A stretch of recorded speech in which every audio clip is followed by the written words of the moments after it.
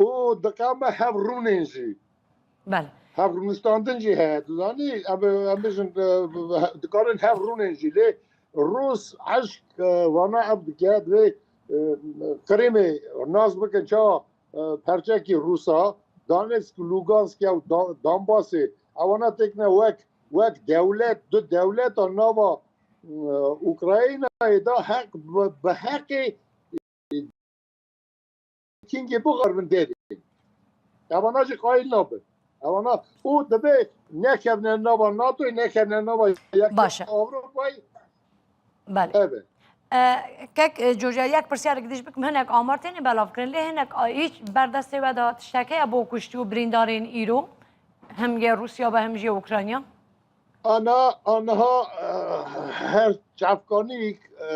اوا خواد بجه یعنی فکری خواد بجه وی چه قاصد نه نزدیکی 100 کسی اسکری وانا یه اوکراینیای او سادی زیاده ترجی یه سیویل یه جماعت خاطر کریده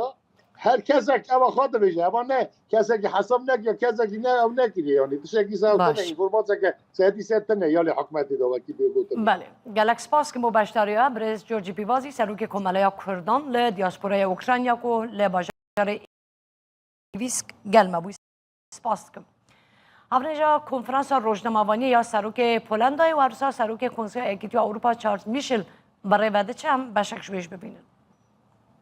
would like to cross the borders. اوکراینیا بتوانێت کە دەیانەوێت لە ئۆکرانیا بچن دەرەوە دوجار دەمەوێت بڵێم کە لە چەند کاژێری کەمی داهاتوودا لە چەند ڕۆژی کەمی داهاتوودا دەزانین بارودۆخە قورستر دەبێت بۆیە پێویستە ئێمە پێکەوە بین تاوەکو ئێمە هەردووکمان پێکەوە هاواهەنگی بکەین پێکەوە بەرگری لە بەهاکانمان بکەین و بەدڵنیاییەوە دەبێت بزانین کە بارودۆخەکە ئێستا قورسە ئازاربەخشە بۆ یوکرانیەکان دەبێت ئێمە لەگەڵ گەلی ئۆکرانیا بوەستین دەبێت پێشوازی لە ئۆکرانیەکان بکەنەوانەیە کە دێن دەبێت کەرامەتی ئۆکرانیەکان بپارێزین و هەرچی لە دەستمان بێت پاڵپشتی بێت لە ڕووی سیاسیشەوە لە ڕووی داراییەوە هاوکاری بکرێن لە ڕووی مرۆییەوە هاوکاری بکرێن ئەمە ئەرکی ئەخلاقی و سیاسی ئێمەیە. Teraz przechodzimy do pytań. One będą tłumaczone i odpowiedzi konsekutywnie. Bardzo proszę pierwsza. واجی سروک کنسول اکیتو اروپا چارلز میشل بو کد بجه وکر که اخلاقیا ما هر تشکو دستی مواره امیالیکاریا روسیا به تایبەتی آواره و پناهنده بکن که برای والاتندن برای وده چن dopytać, kiedy rząd skoordynuje, zorganizuje i weźmie jakby pełną kontrolę na siebie nad tym, co się dzieje na przejściach na granicy, bo tam się... یکی اروپا چارلز میشل کو لگل سروک پولونیا لپولونیا کنفرانس اگر روزنامه‌نویسی داخستن اون دوزن پولونیا یک جوان جیانه کو زیادترین آواره کشبرین اوکراینی پیشی دست به بنا شر لخو حواندیه و حتی اینها جدریه و گرینه بوی والاتی آلیکاریا خلکی دکن به همون آوه که وانا را کم چکنه یا کنه اوی که خزم و کس و حوالی آنها در بازی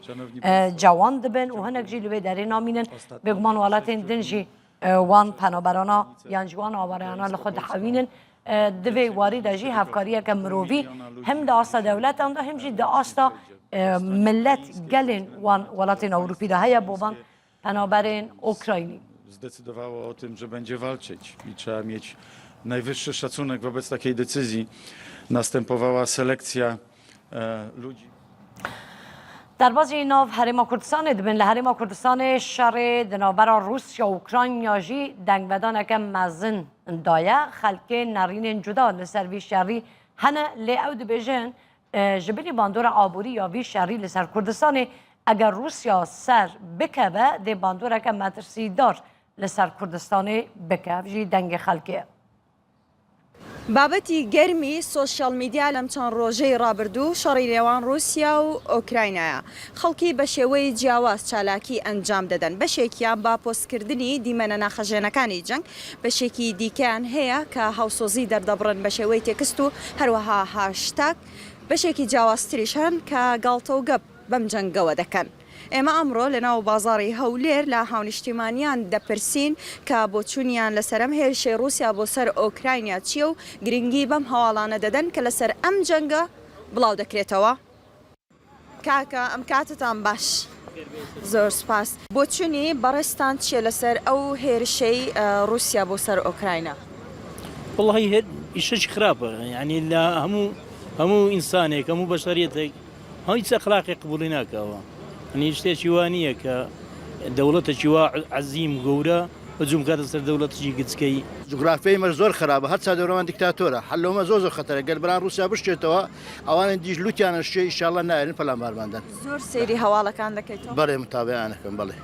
تماشيك أوانا توشي شركت أو دستوار قريك كان روسيا هنا ناوشري أو دولة بيجرد أوانش كان روسيا نزاحتي هنا أوانش دولة شكاجرد السوشيال ميديا شيء أبيني لسرم هوالانا زور والله زربي هوالا كان أبيني ما قام ليتي زور متابعة كم يستشعر بين بدس مويار سويا من تلفون مبادسة بس زور متابعة كم شر له مش هنا ناخوش له شو نبي شركش ببرامبر يعني مو كسي زانيك روسيا زليزيكا أوكرانيا بلا أوكرانيا وكو بلين موضوعي كل شر ما نونا مالك سورة زانيكا ولا تكشي ندسا وخوش ندسا بلا متر مشهورة شيب كات يا بيت تسليمي كتسليمي شوي تويتر بها مش قبول كيت زور متابعيناك النوم شو كابو من جرينيا كرد أو نيخ خومن أو شانه من بسرعة يعني خومن همون روجك السير الرابردوكي هموش تكان لخومن أبين بس بيمان ناخوش وكو إنسانات وكو إنسان بيمان ناخوش زور زورش ما بيناخوش والله ودوز الهيز زبل لحبة الشردين أو لا غربة أو لا الشرقة أو زعبي لنا ودت قرب السركة لنا ودت أو ضيم دزانم ملتي أوكرانيا لنا ودت سيف يعني نعسكريكا مدنيكا أي برستان بوتشون تاني والله بوتشيني من عين بوتشيني وبرادري عينش تا زلهيز نهردوشان أما لنا ودي أمش دستين بو قراري بو مش دستين عينش بوتشي ما دستين إيه مش دستين ديكو وحول في ناتوش بيردا بقري تركيا لا ياشي العراق لا ياشي يعني أوشتانا شيء زلالي عم بوي مش هي زلالة كاقتصادية بوي منع شربي حرب بيني أنا بيكدوس ليش زيك ددان باشير باخد زاني يا دروخي يا هالدستي او زقر رخا هزل الفقيرك قال هزل الفقيرك او انت جوابك هي حقي روسيا اجري هي حقي اوكرانيا اجري بس شي گشتي خلق لكردستان دبين همي بيتا شيكروي سياسي تر بابتا كان لا خويانه وبوستا كان سي يعني سي مساله وهرتين اقم تداخل السياسه وتشتغل لك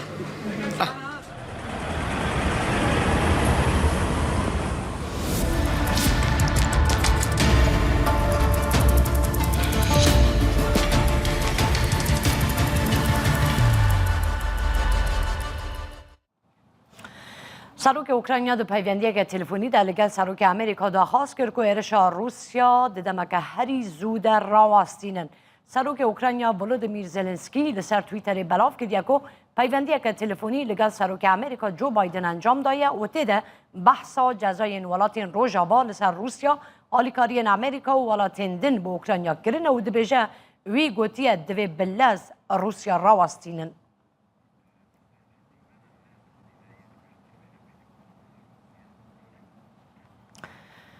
هفته نجام بشنه خارکیو هنگ دیمن راستاخو لبه باجاره ببینین که دوام مزنترین باجار اوکراینیه و که دیمن اندازه ببینین که دیگه بریرشن آسمانی بینایی که در آگر رابویه خارکیف دوامین باجار مزن یا اوکراینیه که باجاره که گلکی پیش سازیه جی وسط گوتن که او باجاره یک جارمانجین سرکه ین روسیا بویه که جالی بیلاروسیا با برای باجار حادیه دو شوایرش انگلکی گران لسر خارکیویجی به دست ببونه وقت بری نها میوان که دناوی بولتنه دا بشتار بود بشه دوی خارکیو که دست روسان لیقاسی که زانیاری هنه شرع گلان بکنن دوان باجاران دا دست بکرنه دیمن راسته خونن لبشک باجار خارکیف و اوکراینیا هم دبینن که بینایکی چند قاطی و مزن هاتو بومبه باران کرن و هر سا بیه ویران و آگر و دوکلجی لقاطا پنجم یا آواهیه که درد که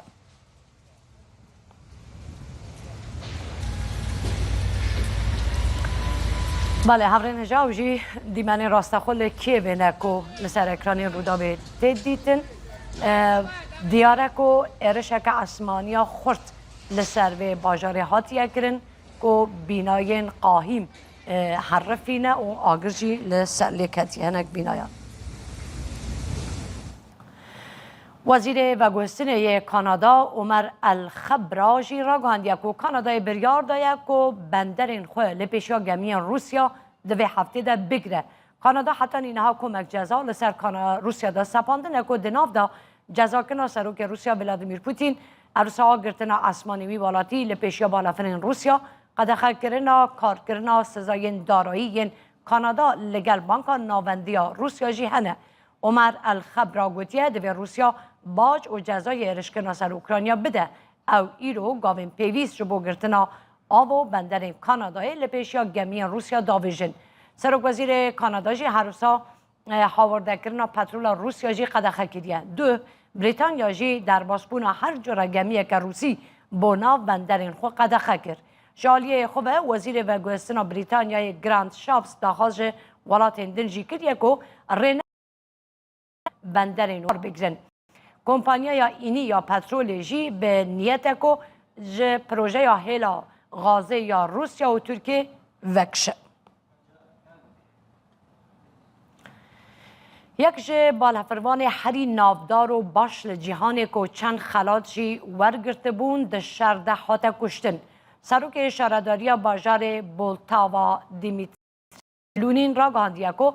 افسر الکساندر اوکسانشینکو کو بالافروانه که لشکری او جیگری انجمنا باجار میرهورو ده شهر دهاتی کشتن لونین لسر مالپر خوی یا فیسبوک نویسیه یک ج بالافروانی باشن اوکراینیا ده شهر دهاتی کشتن بالافروانه کو هاتی کشتن ده لیوای بالافروانی یا تاکتیکی یا 831 ده خدمت کریه الکساندر اوکسانشینکو به ارکن هری زحمت ده پیشنگه و فستیوال بالافروانیا لشکری در رابویه اوکسانشینکو خلاطا استرکا زیرین و قهرمان اوکراینیا ورگرت بوکو خلاطا هری پل بلند یا لشکری اوکراینیایه واشنگتن داخلش نتوین یکتی دکه کارمنده که در بخه که دبیجن سیخور روسیایه بردف که اشان دا امریکا لنتوین یکتی را کارین در خستنا سیخور که روسی دکه که لنتوین یکتی کار دکه تایبت مندین پستا خو بکار آنیه به تایبتی جی دوباره مانوی یا لامریکا دا او یک جی پشتی 7 روزان جه دست بکنه ایرش روسیایه لسر اوکراینیا بردف که نتوین یکتی استیوان دوجاری تیکس کریه که داخل امریکا گشتی اوان لیتو زانیارین درباره وی که ندانه استیوان دوجاری گوتیه جبو پاراستنا تایبت مدیا کسی پیوندیدار و حسیاریا مجاره او تا خافتنه که لسر ناکه روژا دوشنبه امریکا بریار دا که 12 دیپلوماتکارین شاندا روسیا یا لنتوین یکرتی در بخه و او به سیخوری تومت بار کرن مولت جی داوان که حتانی هفته و مه جا امریکا در بکمن جالیه که دن و بالیوز روسیا لنتوین یکرتی جی را گاندیه مسکو تو نیت که اوکراینیا نابینه جبو که چارسری کر روا او به هفسنگ با کریز ببینن کشکا سپیجی را گاندیه سرو که امریکا دوی باوریه دایه که پوتین ده هلسنگاندن خود ین دربار اوکراینیا ده شاش بویه یکی تو اروپا راضی بویه که چند بانک روسیا جه سیستما جهانی بانکی یا ناسکری به سویفت در بخینه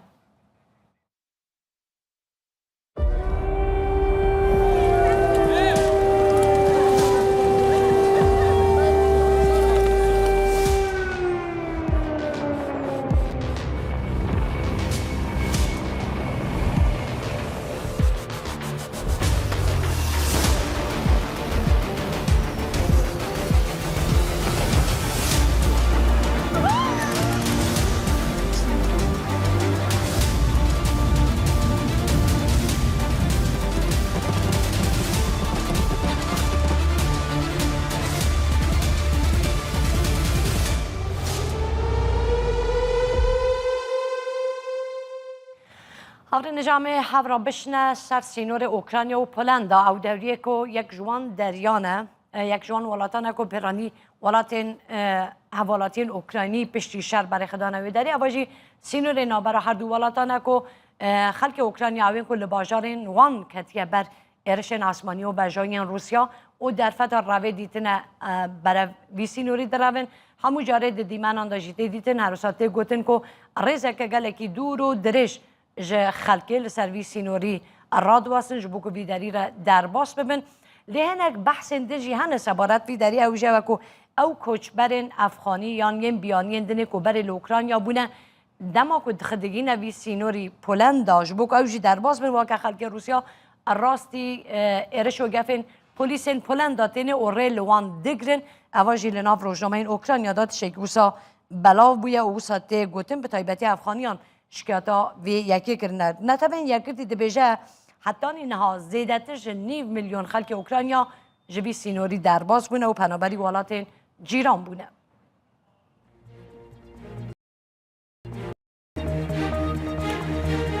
به بولتن همه سر هفته بینن حتی روژه کدن سرفراز و سر کفتی بمینن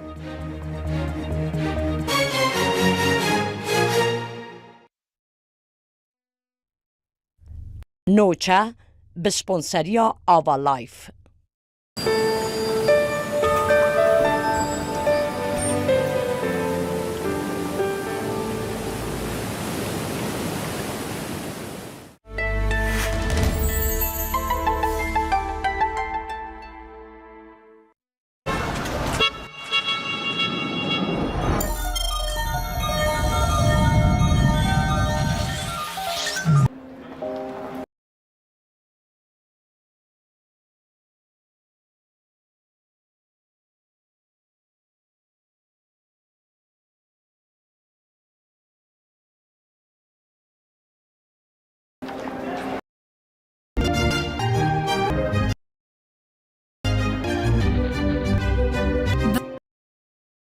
ويني برجسلة الخوان سكت مالكت ناوني شانتا لها موجيان لناوجد ناوني شاني مالكت خوي ددبيت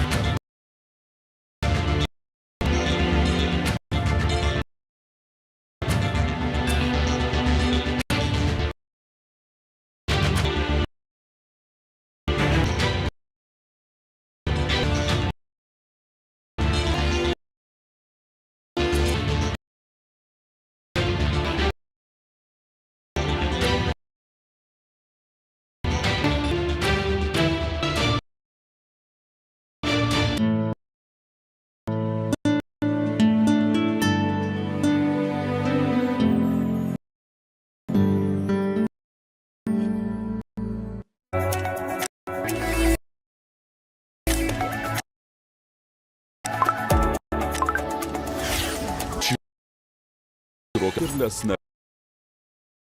في الردى سدا لهولندا وبريالي شو ملاي وقتها مجموعة دوك باسي ميجر وشلاتي كردستان قادر كلام تنها دوخي لصالي هالشومبو ذكر تو دكتور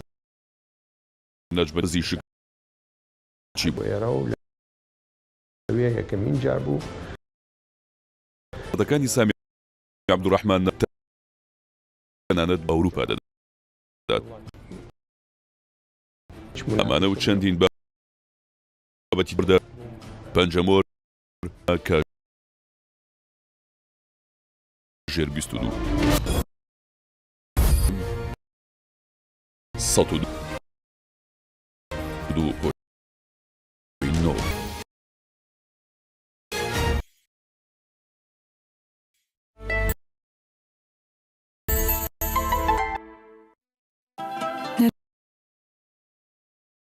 سەرۆکەکان کە هەموو بەیانیەک لەگەڵ کیری پێشکەشیەکەیت بە کەسانی و بە نەرمونیانی هاوڕێتی و پەیوەندی تازە جۆر دەچمە بۆ ئەوەی نەرمونی زانین شارەزاییوی و متمانە و ئەزمەتگوزاری یەک لە دیار پزیشکی چاو لە جیهان لە بینینێک نۆرینگەی نور کە هەشتم باشترین نۆرینگەی چارەسەرکردنی چاوە لە ئێستاشکی ویڵگێ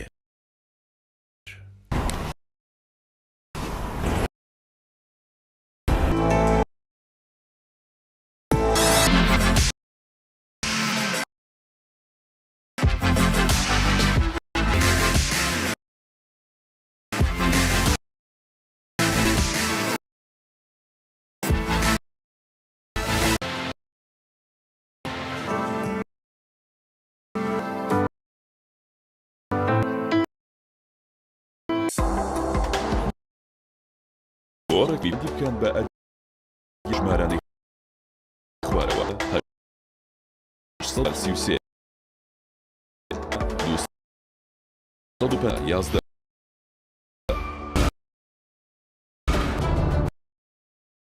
ئامانجی سەرکردکێشیەی رووسیا درامرێ بۆ ئێمە کە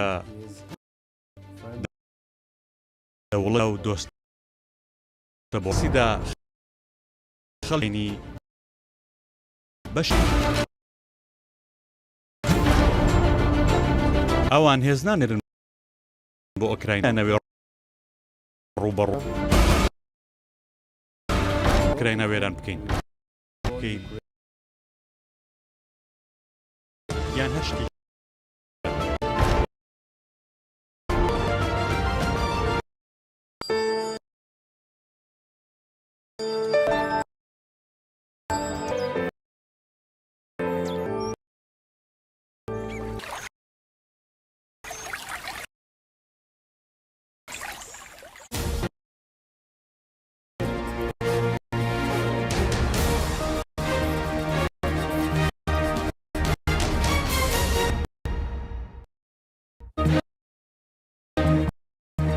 ام بجنه اغلب 66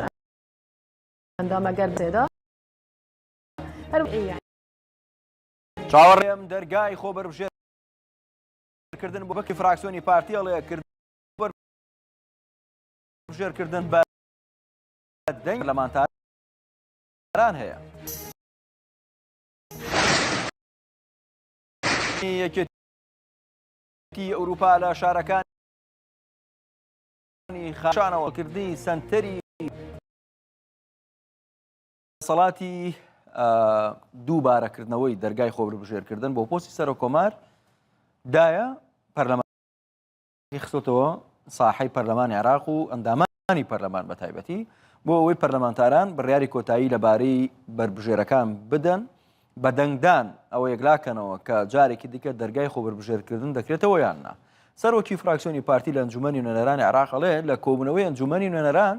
بە ئامادەبوونی زۆرینەی سادە ینی 51 کە کاتە نزیکەی 166 پەرلەمانتار بڕیار لەسەرکردنەوەی دووبارە دەرگای خۆبربژێرکردن نەدرێت. هێشتا دەستەی سەرۆکاتی پەرلەمان هیچ کاتێکی بۆ دانیشتنی داهاتووی پەرلەمان دیاری نەکردو، بەڵام لەم بوڵەتنەی هەواڵ بەڕێز شاخوان عەبدوڵڵا جێگیری سەرۆکی پەرلەمانی عێراق میوانی ئێمەیە لەسەر ئەو بابەتە گفتوگوی لەگەڵاکەین بزانین کێ ئەو کارەکەن. چوارچێوەی هاوانگی پێشوازی لە بڕیارەکەی دادگاکە پارتی دیموکراتی کوردستانیش دەڵێ ئێمە پێشوازی لەکەین و ڕێز لە بڕیاری دادگاگرین. ئەندامێکی چوارچەوەی هاوانگی ئەڵێ پاڵپشتی لە بربژێرێکەکەن کە ڕێکەوتنی لایەنە کوردیەکانی لەسەر بێت. ترشيح لمنصب رئيس الجمهورية خلال مدة 3 أيام من تاريخ انتخاب رئيس. دادگای باڵای فیزراڵی عێراق بڕیاریکردنەوەی دەرگای دووبارە خۆبەربژێرکردنی بۆ پۆستی سەرۆکۆمار لەلایەن دەستەی سەرۆکاتی پەرلەمانەوە بە نادروستدانە. بەڵام دەرگایەکی دیکەی بۆ خۆبەربژێرکردن خستە ڕوو بە شێوەیەک پێویستە پەرلەمان دەنگی لەسەر بدات، نەک دەستەی سەرۆکایەتیەکەی. قررت المحكمة الاتحادية العليا مالي أولا سەرۆکی فراکسیۆنی پارتی دیموکراتی کوردستان لا پەرلەمانی عێراق کە خۆی لە دانیشتنەکەی دادگا ئامادە بوو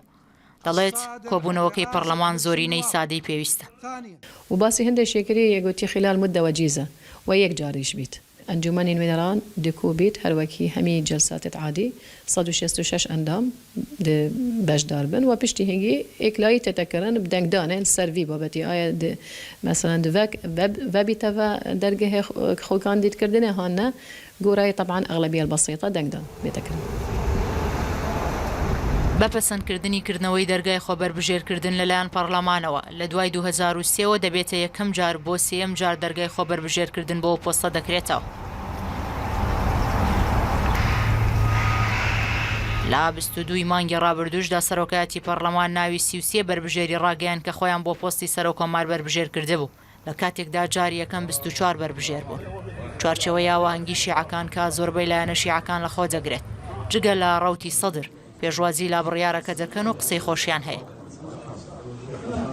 منصب رئيس الجمهورية فيه الآن من الأسماء المرشحة العدد الكافي. بۆ پۆستی سەرۆکۆمار ژمارەیەک ناوی بربژێرانی پێویست هەیە. پێم وایە ژمارێک لە ناوەکان جێگەی ڕێزی ماڵی کوردین پێویستە هەمووان لەسەر بربژێرێک بگەنە سازان. چوارچەوەی هاواهەنگی بەڕوونی ڕاگەیاندووە کە ئێمە لەگەڵ کەسێکین ماڵی کورد لەسەری کۆک بن. اینجا ئەو بربژێرە پارتی یان یەکێتی بێت و ئەوەی گرنگە کەسێکی کورد بێت و ڕێککەوتنی نێوماڵی کوردی لەسەر بێت و جێگەی ڕەزامەندی شەقامی عێراقیش بێت. بۆیە دانیشتنی پەرلەمان لەبارەی هەڵبژاردننی سەرۆکۆمار ناکرێت تەنیا ئەگەر سازانی لەسەر بێت. إلا بأن يكون هنالك توافق.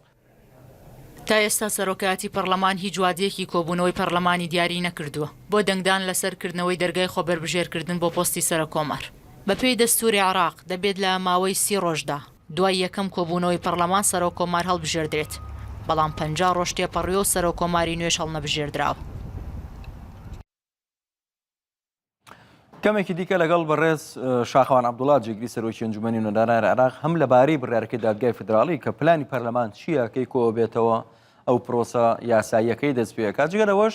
خۆتان نەزان لە ماوەی چەند ڕۆژی ڕابردوو وەزیری دارایی عێراق چوە پەرلەمانی عێراق لەوێ دانیشتنێکی دوورودرێژ بۆ ماوەی چەند کاژێرێک لەگەڵ پەرلەمانتاران گفتوگوی کرد زۆر پرسیاری لەبارەی دۆخی دارایی لێکرا بە تایبەتی پەرلەمانتارانی کورد پرسیاری 200 ملیارەکەی هەرێمی کوردستانیان لێکرد کە تاوەکو ئێستا هیمانی ڕابردوو ئەم مانگەشی نەناردووە بەڵام وەزیری دارایی ئامادەنە بۆ وەڵام باوەتەوە داوای کاتی کردو لەسەر ئەم بابەتش لەگەڵ کاک شاخەوان قسەکەین کە پەرلەمان پلانی چییە بۆ ئەمە وەزیری دارایی بۆ وەڵامی نەدایەوە بەڵام ئەوە کاریگەری لەسەر ناوخۆی هەرێمی کوردستانیشەوە بۆ کاریگەری لەسەر موچە دابشکردنی موچە هەبوو لە ناوخۆی هەرێمی کوردستان علی حەمەد ساڵح سەرۆکی لیژنەی وزە و سامانە سروشتیەکان لە پەرلەمانی کوردستان باسی هۆکاری دواکەوتنی موچەکات موچەی مانگی دوو کە بڕیاروا بوو 25 مانگی دوو دەست پێ بکە بەڵام تا ئێستاش دەستی پێ نەکردووە ئەو لە کۆنفرانسێکی ڕۆژنامەوانیە باسی ئەوەی کرد ئەڵێ دابشکردنی موچە بۆ دابشکردنی موچە هەرێمی کوردستان پێویستی بە 874 ملیار دینار هەیە لە داهاتینەوە 525 ملیار دینار هەیە بەڵام کێشەکە ئەوەیە 200 ملیاری بۆ مانگی پێشوو تەرخان کراوە 350 ماوەتەوە داهاتی سلێمانیش بۆ مانگی دوو سفرە هیچ پارەیەک بۆ موچەی مانگی دوو تەمویل نەکراوە لە سلێمانیەوە بەگوتی علی حەمەد ساڵح ئەگەر نیوەی داهاتی ناوخۆی ساڵی ڕابردوو هەروەها لە هەر بەرمیلێک نەوت 35 دۆلاریش بۆ موچە تەرخان بکرێت 200 ملیارەکەی بەغداش نێت کێشە نابێ حکومەت دەتوانێت موچە دابش بکات گوێ لە قسەکانی کاگالیەتی 874 ملیار دینار پێویستە لە داهاتی نەوت 512 ملیار دینار دیاری کراوە 512 ملیار دینار واتە لە بەرمیلێک 25 دۆلار ئەوەی گرفتە ئەوەیە ئەڵێن ئەم 512 ملیارش 200 ڕۆشتووە بۆ موچەی مانگی یەک واتە 312 ملیار دینار ئەمێنێتەوە داهاتی ناوخۆی سلێمانی بۆ مانگی دوو نەکیچ برە پارێکی نەگەڕاوەتەوە یا تەرخان نەکراوە بۆ موچەی مانگی دوو بەڵکو ئەڵێن 25 ملیار دیناریش قەرزاری موچەی مانگیەکین هی هێزەکانی ئاسایش و شارەوانی واتە سلێمانی ئەڵێ من هیچ داهاتێکم نییە بۆ موچەی مانگی دوو کاتێک کە سلێمانی ئەڵێ من هیچ داهاتێکم نییە و داهاتی نەوتیش لە بەرمیلێک 25 دۆلارە گەڕێتەوە لە کاتێکدا مانگی پێشوو نەوتی کەرکووک کە بە بۆری کوردستانان ڕۆشتووە یەک بەرمیل نەوت بنەوە 6 دۆلار فرۆشاوە بەڕێزان لێرەوە داوا لە سەرۆکایەتی حکومەتەکەین بەڕێز سەرۆکی حکومەت بەڕێز جێگری سەرۆکی حکومەت مانگی پێشوو تێکرای نرخی نەوت 6 دلار بووە ئێستا کە قسەکەین 111 دلار ئەگەر لە بەرمیلێک نەوت تەنیا 35 دلار بمێنێتەوە داهاتی ناوخۆش نیوەی پار ئەم کاتە بێت واتە پار ئەم کاتە داهاتی ناوخۆ بۆ تەمویلی موچە 374 میلیارد ئێستا ئەگەر نیوەی ئەم 374 بێ و لە بەرمیلێ نەوتیش تەنیا 35 دلار بمێنێتەوە خەڵکی کوردستان پێویستی بە 200 ملیارەکەی بەغداش نییە بۆ ئەوەی موچە نەدەی نرخی بەرمیلێک نەوتی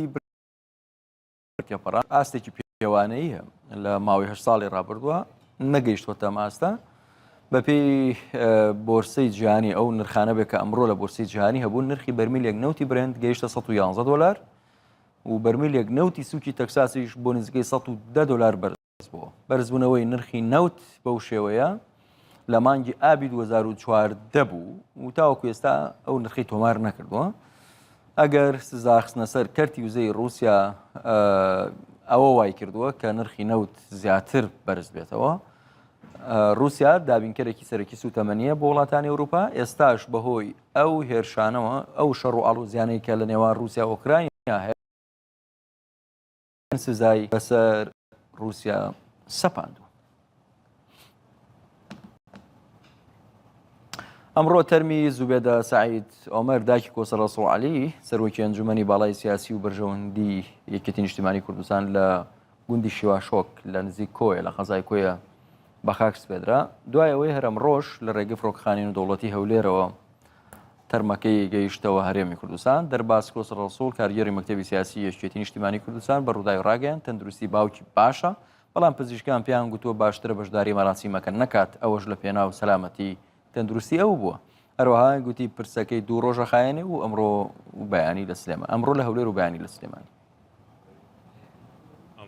تەرمی نەکەم گەیشتەوە کوردستان و لە زێری خۆی لە گوندی شاشۆک بە خاکما سپارت تازەیە ئەمڕۆ لە سەواب دەبین و بەیانیش ئینشەڵڵا لە شاری هەولێر بەیانیش دەچینە شاری سلێمانی لە مزگەوتی حاجی ئەحمەد دەبینیش کاگەرسەلەن لە گوتارەکەشی باسی کرد کە بەڕێز کاکۆسەد خۆی نەیتوانی ئامادە بێسە لە دەروی وڵاتە بۆ چارەسەری تەندروستی چۆنەتەوە بکرێت تەندروستی بەرەو باشبوون چووە بەڵام دکتۆرەکان پێیان باش و زیاتر بمێنێتەوە و زۆری پێخۆش بەڕۆ لێرە ئامادە بێت ئەوە لە جیاتیش دەمێ سوپاسی کۆمەڵانی خەڵکی کوردستان بکەم و خۆش ئێمە وەکو بنە ماڵە خۆمان بە خەرزارپاری خەڵک دەزانین لە چاو خزمەتەکە ئێمە کردومانە بەڵامەوەی ئەمڕۆ بینیتان لێرە کە هەموو خەڵک خۆڕسکات بوون ئەوە وەفاداری و پەرۆشی خەڵک نیشاندا بەرامبەر بنەماڵەکەی ئێمەش وەکو بنەماڵە بەدڵنیایەوە خۆمان بە خزمەتکاری و خەڵکە دەزانینەوە بەردەوام دەبین لە خزمەتکردن و ئینشاڵڵا لە دادوێکی نزیکدا کاکۆسەش دەگەڕێتەوە بە سەحەتێکی باش. پەرلەمانتاری یەکێتی کاروانگەزنەی لە پەرلەمانی کوردستان کۆنگرێ ڕۆژنامەوانی هەیە دەچینەوێ. وڵای تازە پێش ئێستا لوقمان لە سەمان ڕاوەستان عینەوە باوەڕ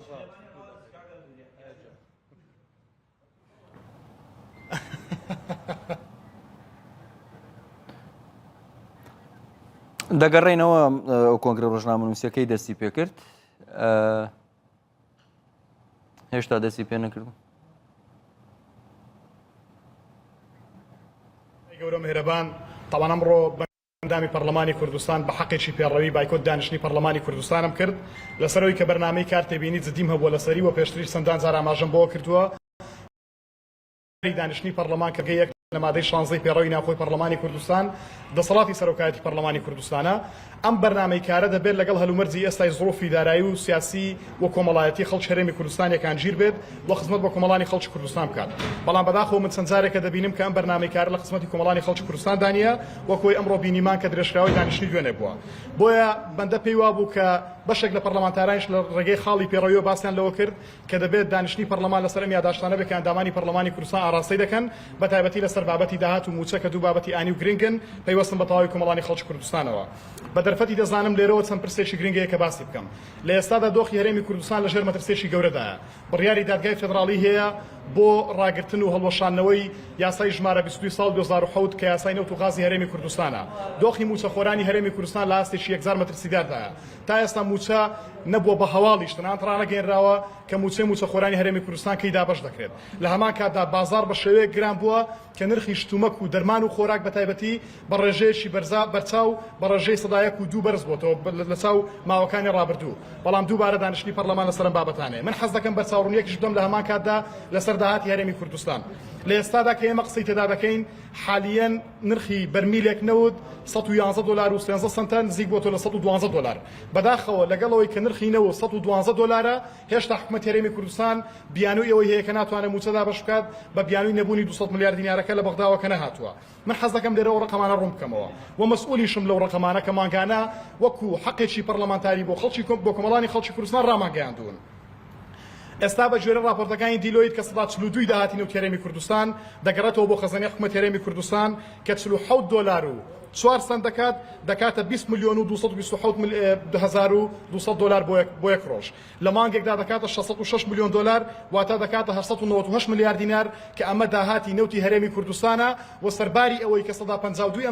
ئەم داهاتە دەڕوا بۆ کۆمپانیاکان و استحقاقاتی نەوتی هەرێمی کوردستان کە بەشێکی بۆ کۆمپانیا خۆماڵەکانە کە بەشێکی بۆ گواستنەوەی بۆڕیە کە ئەم بۆڕیەی کە نەوتی هەرێمی کوردستان وازێتەوە 6 دلار بۆ هەر بەرمیلێک وەردەگرێت لە کاتێکدا 2 لە سەرسەری ناوخاچی تورکیا کە 2 دلار وەردەژێت و 1 لە سەرسەری ناوخاچی هەرێمی کوردستانە کە کۆمپانیای کار ڕۆزنەفت 6 دلار وەردەگرن ئەم پارەیە کە بگەڕابە بۆ خەزانەی حکومەت ئەم 198 میلیاردێکم باسی دەکەم دەکران نزیک بووە لە تریلیۆنێک حکومەت پێویستی بە هیچ داهاتێک نەدەبوو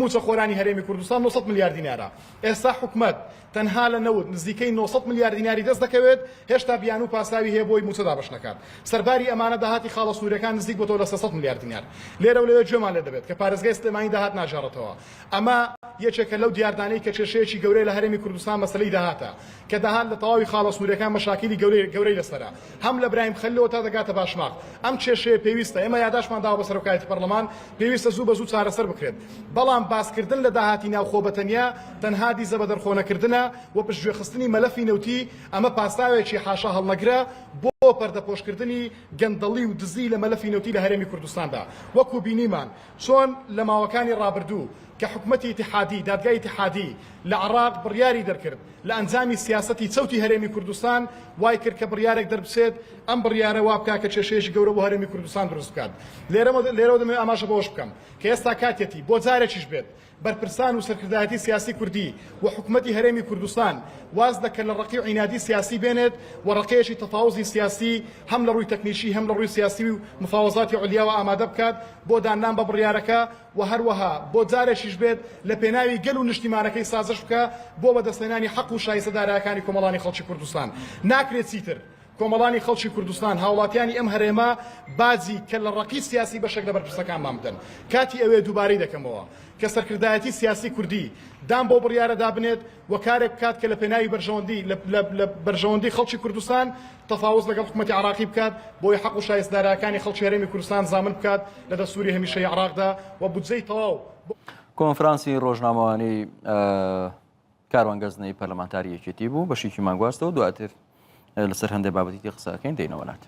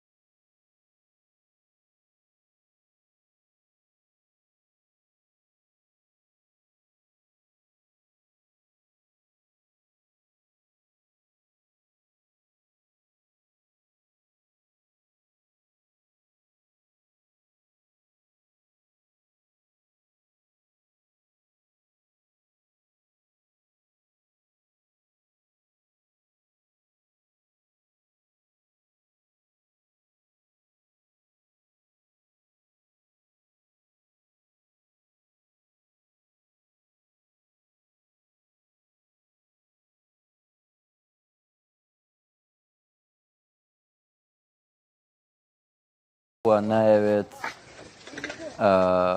خەڵک بکاتە ئامانج ئەم دیمانەی بینن دیمەنی ئاوەرە دەرەوەی نەتەوەیەکگرتوەکانە لە شارەکان لە سوومی شەڕی کۆڵان بە کۆڵانەوە کوتم لە خارکێفی چەندین تەقینەوە ڕوویداوە هێرشی رووسیا بەسەر و ناوچانە چڕبووتەوە سوپای ئوکرانیا دەڵێ سوپای رووسیا شارەکانی ماریۆلی گەمارۆداوە جوداخوازانی ڕۆژهەڵاتی ئۆکرانیاش کە شان بە شانی سوپای رووسیا دژی ئۆکرانیا ئاجانگەن داوە لە خەڵکی شاری ماریۆپۆلەکەن ئەمڕۆ شارەکە بەجێبێڵە.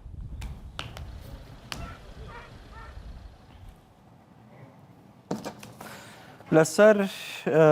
نەخشە دوایین زانیاری باسەکەین کە ئێستا شەڕەکە لەکوێیە چۆنە پێتانەڵێم طبعاً لە شەڕ ئێستا ئەمەی کە دەیبینن رووسایە ینی بە درێژایی سنوورێکی زۆر رووسیا گەمارۆی ئۆکرانیای داوە ئێرەش رووسیا تقریبان هەر لەسەر رووسیا حسابە لەوێشەوە بە هەمان شێوە رووسیا بە بەردەوامی ئەم نەخشەیە نەخشەی ئۆکراینایە دیتەکە لە شارەکانی لە چەرنۆبڵ دواتر ئەم نەخشەیە باسەکەم بە چەند هەواڵێکی دیکە هەیە چونکە ئەپدەیتێکی تازە هەیە لەسەر ئەم نەخشەیە باسیەکەم چکە هەندێشتی تازە هەیە هاتووتێن باسیەکەم بەڵام چەند خەبەرێکی دی هەیە تەبەن ئاوارە ئۆکرانیەکان بە ئۆتۆمبیلی نەفەر